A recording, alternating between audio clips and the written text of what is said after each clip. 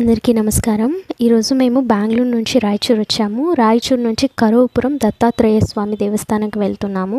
ఈ దేవస్థానానికి వెళ్ళాలంటే మీరు బెంగుళూరు నుంచి రాయచూరు ఫస్ట్ రీచ్ అవ్వాలి బస్ లేదా ట్రైన్లో. రీచ్ అయిన తర్వాత అక్కడ ఆత్కూరు అని ఉంటుందండి. సో రాయచూరు బస్ స్టాప్లో మనకి ఆత్కూరు విలేజ్ అక్కడ టైమింగ్స్ ప్రకారం బస్సెస్ ఉంటాయి. సో ఆత్కూరుకి రీచ్ అవ్వాలి ఫస్ట్ మనము. డైరెక్ట్గా మనకి కరవపురంకి మనకి బస్సెస్ అయితే లేవు. అక్కడి నుంచి మనము ఆటో చేసుకోవచ్చు. ముందైతే బోటింగ్లో వెళ్ళేవాళ్ళు. బికాజ్ ఏంటంటే అప్పుడు ఓన్లీ బ్రిడ్జ్ లేదనమాట. సో బోటింగ్లో ద్వారానే వెళ్ళాల్సి వచ్చేది. ఇప్పుడు అవసరం లేదండి. ఇప్పుడు బ్రిడ్జ్ అయింది కాబట్టి ఆటోస్ కూడా ఉంటాయి. బట్ ఇక్కడ ఏంటంటే చాలా ఈ టెంపుల్ ఏముందంటే చాలా లోపల ఉంది. సో అందుకోసమే మనకి ట్రాన్స్పోర్టేషన్ దొరకడం చాలా కష్టం. సో మీరు బెటర్ ఏంటంటే త్వరగా వెళ్ళి త్వరగా రావడానికి ట్రై చేయండి. సో లేట్ నైట్ అయితే అక్కడ ట్రాన్స్పోర్టేషన్ అంతా దొరికే చాలా కష్టము. ఆటోస్ కూడా మనకి చాలా తక్కువగా దొరుకుతాయి కాబట్టి.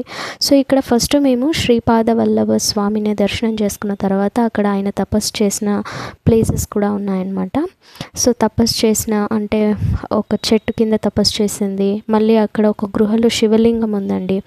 ఆ గృహ ఎలా ఉంటుందంటే లోపలికి వెళ్ళాలి అంటే గృహ అంటే ఒక్కొక్కరే వెళ్ళాల్సి ఉంటుంది. చాలా ఇరుగ్గా ఉంటుంది. సో మీకు ఏది హెల్త్ ఇష్యూస్ లేదు, మీ బాడీ అనేది పడుతుంది, మీకు ప్రాబ్లం లేదు అంటే మాత్రమే ఆ గృహలో వెళ్ళండి. చిన్న శివలింగం ఉంటుంది, దర్శనం చేసుకోవచ్చు.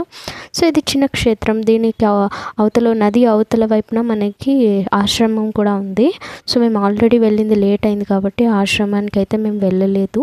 సో టెంపుల్ని దర్శనం చేసుకున్న తర్వాత అక్కడి నుంచి ఆటోలో మళ్ళీ మేము వాపస్ వెళ్ళామండి. ఆత్కూరు దగ్గర వెళ్ళి అక్కడి నుంచి మేము బస్సులో వెళ్ళామన్నమాట. సో సమ్టైమ్స్ ఆటోస్ కూడా దొరకవు. సో అందుకోసమే బస్సెస్ ఆటోస్ అవైలబిలిటీ ఉంది. సో చూసుకొని వెళ్తే మంచిది. ఈ వీడియో నచ్చితే లైక్ చేయండి, షేర్ చేయండి, ఛానల్ని సబ్స్క్రైబ్ చేసుకోండి. Thank you for watching.